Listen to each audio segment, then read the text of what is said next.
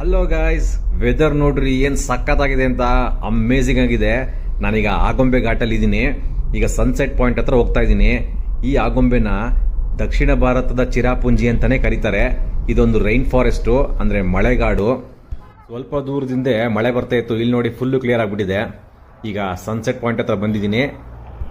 ಈ ಆಗೊಂಬೆನ capital of cobra ಅಂತಾನೆ ಕರೀತಾರೆ. ಯಾಕೆ ಅಂದ್ರೆ ಭಾರತದಲ್ಲೇ ಅತಿ ಹೆಚ್ಚಾಗಿ ಕಿಂಗ್ ಕೋಬ್ರಾ ಕಾಳಿಂಗ ಸರ್ಪ ಕಂಡು ಬರದೆ ಈ ಆಗೊಂಬೆಯಲ್ಲಿ. ಯಾಕೆಂದ್ರೆ ಇಲ್ಲಿನ ದಟ್ಟ ಅರಣ್ಯದ ಕಾಡುಗಳು ಅವು ವಾಸಿಸೋದಕ್ಕೆ ಮಾಡಿಸ್ದಂಗಿದೆ.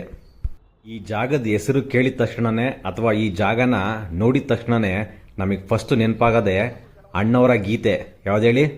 ಆಗುಂಬೆಯ ಪ್ರೇಮ ಸಂಜಯ, ಆಗುಂಬೆಯ ಪ್ರೇಮ ಸಂಜಯ, ಮನೆಯ